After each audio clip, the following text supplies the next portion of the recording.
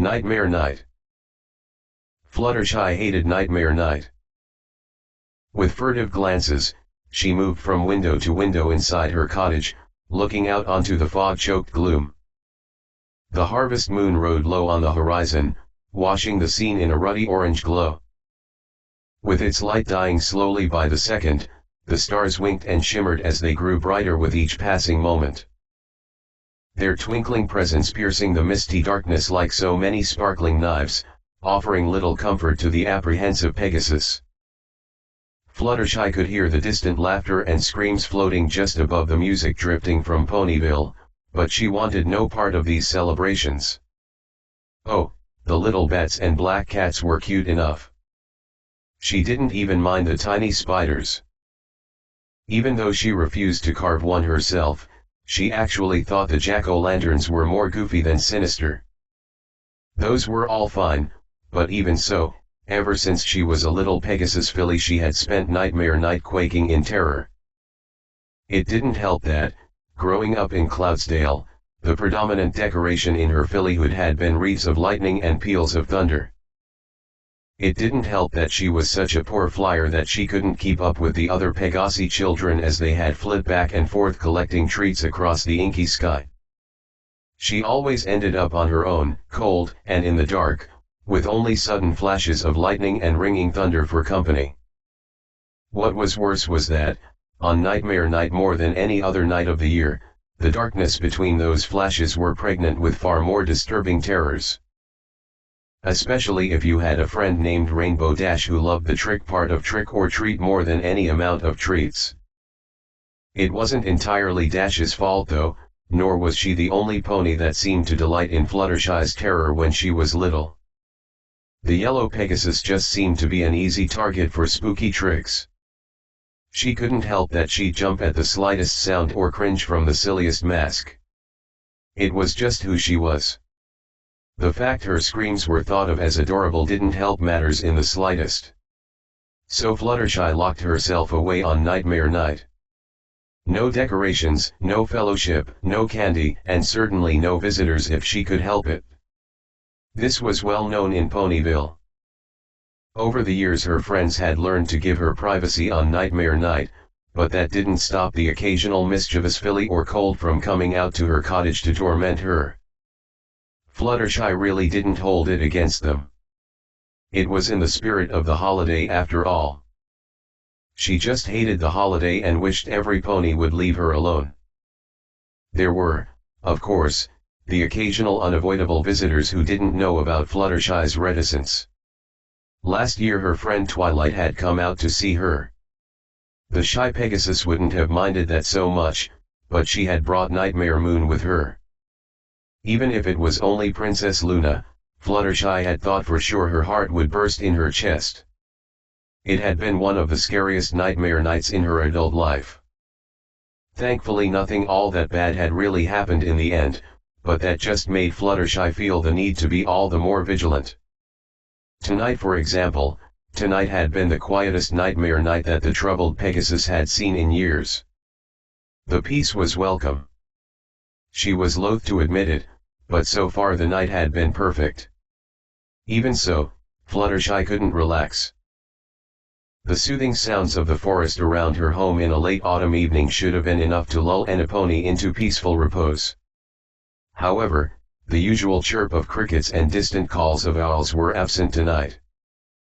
There was only one kind punctuation to every sighing breeze, infrequent but still present, the sharp screams of the pony folk down in Ponyville.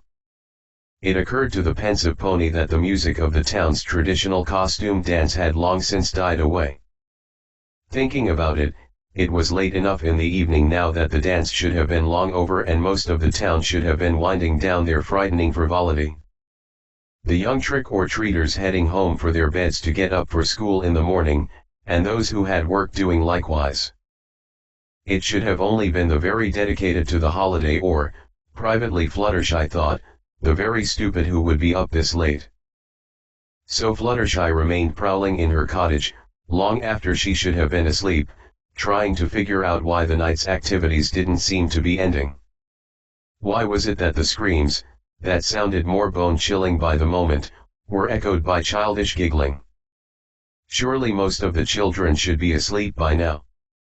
Thus lost in thought, Fluttershy never saw Ennapony walk up the little path that led to her door. The knock echoed like a clap of thunder in Fluttershy's ears, causing her to leap straight up in the air and give a tiny squeak. She thought for sure the noise must have been enough to wake the dead, but it couldn't have been that loud, as her bunny, Angel, was still sound asleep on the living room rug. The knock sounded again at her front door, and this time the frightened pony could identify that this was all the noise was. Carefully, she brought herself to the door and gave her traditional holiday greeting, "Go away. No candy here.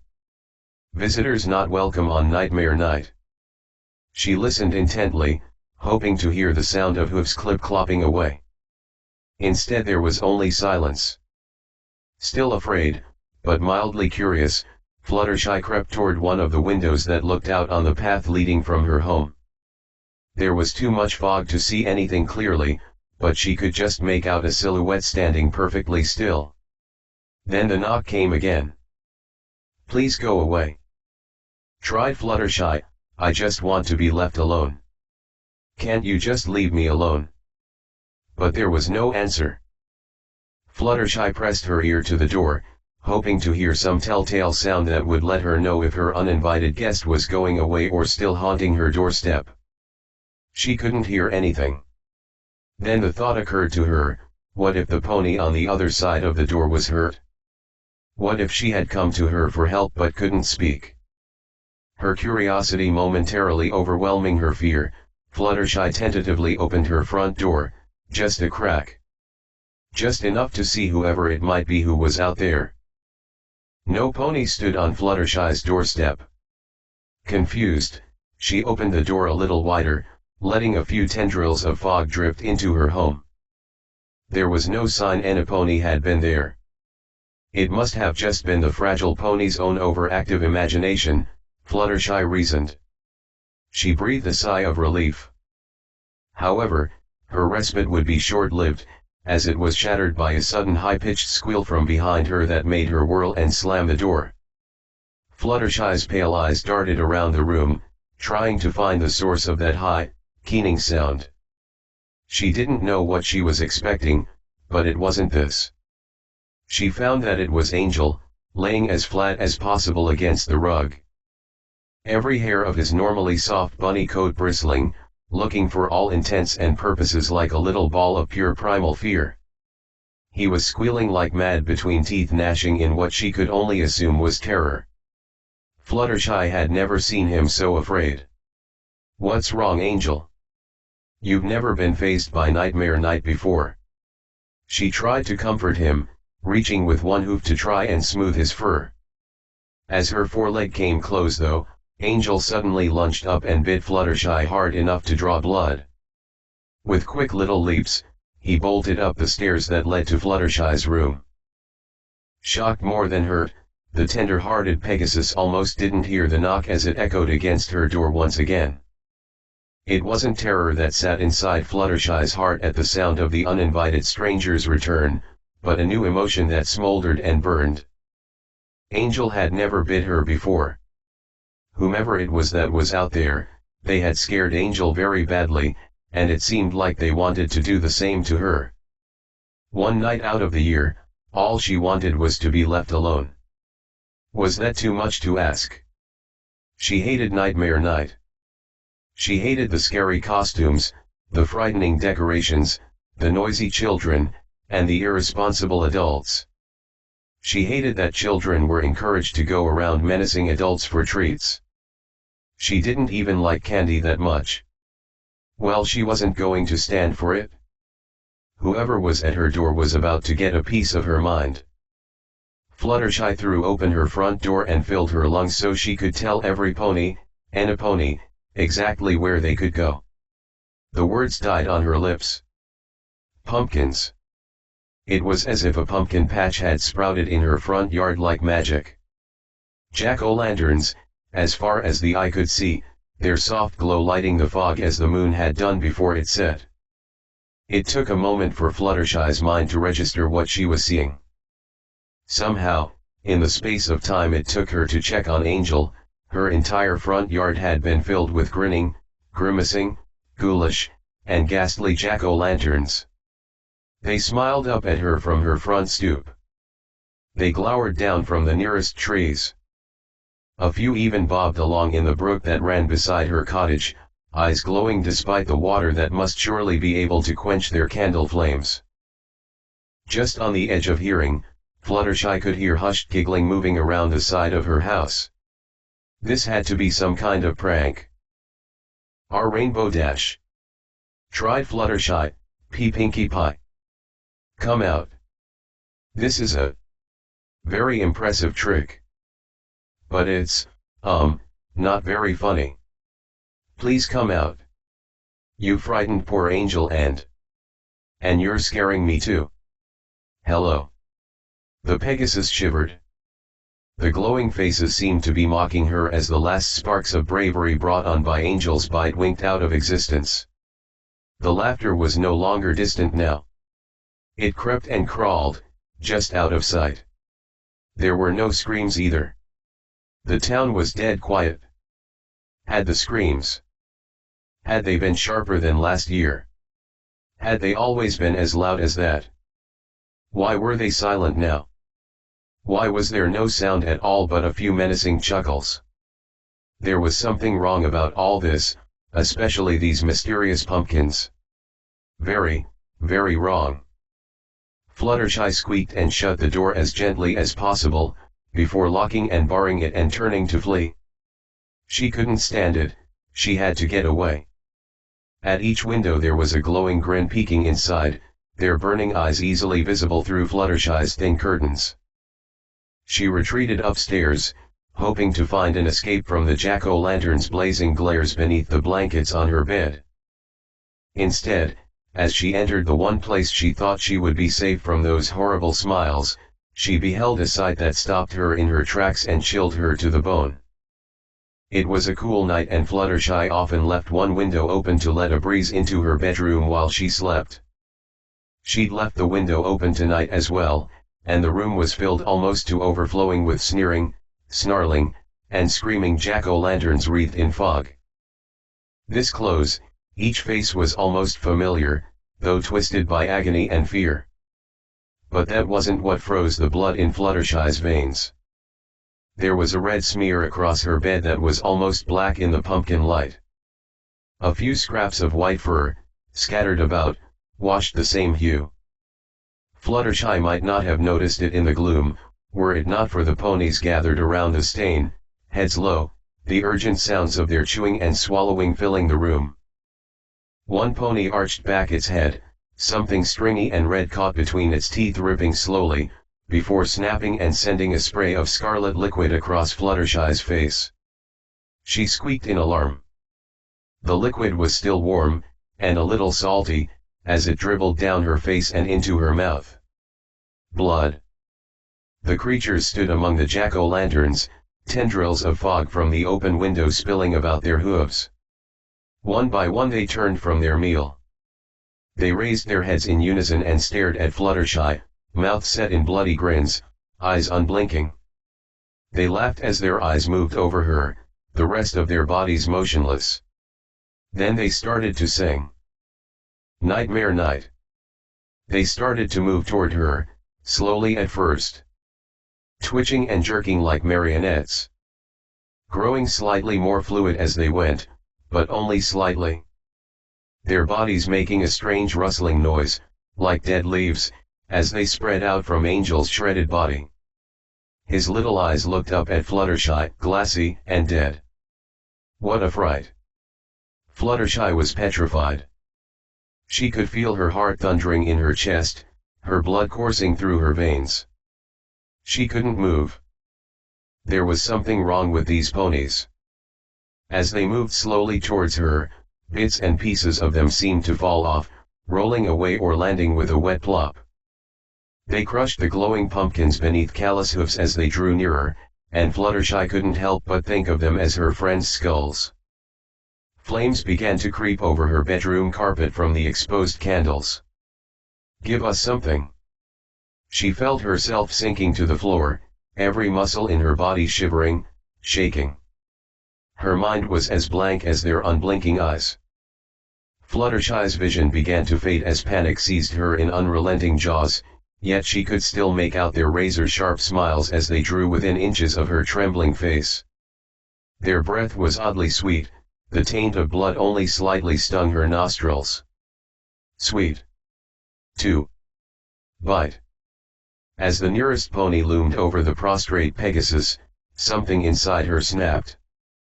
With a shout full of guttural anguish and despair, Fluttershy lunged at the distorted pony with a snarl and took a bite out of its nose. The creature flinched, a bizarre, warbling shriek rising from its throat as it backed away. With a howl bordering on madness, Fluttershy plunged through the thickening flames and shattered pumpkins. She spread her wings wide as she surged over two grinning ponies and out through the open window, flying free into the chill night air. Fluttershy's wings ate up the night sky as they never had before, trailing smoke from a few smoldering feathers as she left her house far behind. Her cottage glowed from the inside, much like a jack-o'-lantern, as the fire spread through its timbers. Even so, she could have sworn she still heard the laughter of hungry mouths turning back to their feast. She flew blindly for a time, the stars of little use in lighting the thick fog. She had to find help. She couldn't handle something like this on her own. No pony could. She darted through the mist, doing her best to make her way to the home of the one pony she thought might be able to help. As she neared the library, the fog only seemed to grow thicker. The town was silent and still, an effect of the dense fog or because every pony was gone. Fluttershy didn't know. She knocked as loud as she dared on Twilight's door, her eyes closed tight in prayer, in terror, and more than a little anxiety. When there was no response, she began to beat loudly against the door, her fear of being discovered dwarfed by the realization that she might truly be alone. That was when she heard the sound of giggling behind her. She whirled expecting one of the horrible, monstrous ponies to be right behind her. She wasn't entirely wrong. The figure was tiny, no larger than a foal, and it still wore the remnants of a nightmare night costume. The end of a pillowcase was held tight in its mouth. Though the makeshift sack clearly held candy, there were other things that caused red stains to cover the otherwise white linen. Half the thing's face was missing, but that didn't stop it from grinning wide as it lay eyes on Fluttershy. Fluttershy launched herself into the air without hesitation, rising high into the sky once more. For a moment she completely lost her bearings. Fortunately it wasn't long before the mist started to melt away, letting Fluttershy see what had become of Ponyville. It was a nightmare brought to life. Down below, the horrified Pegasus could see the twisted forms of more ponies like the ones that had been in her bedroom. They moved among tattered nightmare night decorations and spilled candy. Some houses were burning bright, as fire spread over thatched roofs, while other homes stood dark save for glowing jack-o'-lantern smiles. The worst part were the bodies. So many tiny bodies, still in their costumes. Some were dragging themselves around like the little creature Fluttershy met at Twilight's door, others painfully still. What was worse was when she found clusters of them eating and laughing. The strange ponies were thickest near the center of town, but they were spreading in all directions. They ate as they went, parading through the streets by the light of jack-o'-lanterns. Their laughter carried on the wind, as well as their childlike song Nightmare Night, what a fright. Give us something sweet to bite. Fluttershy shivered uncontrollably. The shock of what she had been through, what she now witnessed, was finally setting in. Her wings felt like they were about to give out. She needed to land.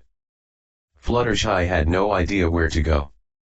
No matter where she flew, the jerky, stop-motion movements of these terrifying ponies greeted her. Or worse, the half-eaten remains of some pony Fluttershy once knew, some pony she had talked to or avoided talking to. Some pony she'd never have the opportunity to get to know. This was worse than a nightmare. With no other choice, she fled for the cover of the ever-free forest. Instinct told her to hide and hope that whatever was happening, somebody else could fix it. It wasn't until she was shivering in the dark beneath the trees, her heart still thundering in her chest, that she realized she had a sweet taste in her mouth. Of all the odd things to happen tonight, this might have been the oddest, though not the most horrible. Not once in the entire, terrible escapade had Fluttershy eaten a single piece of candy. She had no way of explaining, yet the sweetness was there in her mouth, making her stomach roil in displeasure. The only thing she had taken a bite out of recently had been. Fluttershy just knew she was going to be sick. "Please stop, mister. No more. I can't take any more. Subject has expressed a desire to cease for the day. Suspending this cycle while the testing chamber is cleansed and the subject is prepared for the next round. And no. Not again. I'll be good. Please, I'll do whatever you want, just stop making me eat for a little while. Preparing subject for manual evacuation. Not again. Oh mum. Duh. Anapony, please. Please help me. Make him stop. I can't bear the pain, the humiliation. Wet noises. Regurgitation and defecation complete. Continuing with notation while test chamber is cleansed. Batch 5336, cocoa butter, salt, sugar, habanero pepper, a dash of a warming spell. Subject's response, pained and gagging, begging for water. Describes flavor as like eating fire. Suggest a different type of pepper, a milder spell, or increasing the amount of cocoa butter in the next round of testing. Why are you doing this to me, mister? What did I ever do to you? Batch 5337, chocolate, cocoa butter, milk, and sugar, layered over live grasshopper with a variant on the preservation spell to maintain freshness and technically keep the insect alive. Subject's response, positive until informed what she had been eating. Result, profuse vomiting. Suggestion, market confection as mystery crunch or as a delicacy to the aristocracy. Why won't you answer me? Batch 5338, boiled sugar layered into a hard ball with the aid of a pressure spell. Subject's response, drew succulently upon said candy. When forced to chew for experimental purposes, some of the subject's teeth were broken. Blood and tooth chips spat from subject's mouth along with confection. Confection itself seemed unfazed. Suggestion, market candy as a jawbreaker with warning about possible hazard. Supplementary note. Subject's teeth are deteriorating much quicker than previous subjects. Suggest either reducing sugar content of remaining tests or liquidation and acquirement of the next subject. Liquidation. What are you talking about, mister? Mister. Please. When can I see my daddy? When can I go home? I'm sick of candy. I hate candy. I just want to go home to my mama. I promise I won't tell a soul what you're doing here. What you did to me. Just let me go. My teeth hurt, my tongue and throat burn, my stomach is killing me. If you won't let me go, at least feed me something other than candy. Something other than candy. I may have just the thing. It's possible it could stave off the need for liquidation. Yes. And it might just be worth observing. Batch 5339. Enjoy, subject. Cough gag. What is this? It tastes spoiled. I mean. Thank you, mister, I'm really happy this isn't more candy but. It's so tough to chew. Batch 5339. Subject indicates that the meat has a spoiled flavor and is difficult to chew. May have to allow for further aging to break down connective tissues. Application of heat might help with this, as well as the flavor, but advise avoiding this until a method of disguising the stench of cooking pony flesh can be devised. P. Pony flesh. W. What did you feed me? Subject's parental unit. What? Or what was left of him? Most of him is in the midden heap by now, but I thought I'd keep a few scraps to try aging techniques on his meat. It's chewy, you say. I'd hoped it would be fairly tender by now. Oh dear, retching again. I'll have to reactivate the cleansing spells all over again. WHY. Why would you do this to me? Daddy. Daddy, no. No. Sob. We have many more tests to get through today and your mouth is for eating, not crying. So please, do shut up.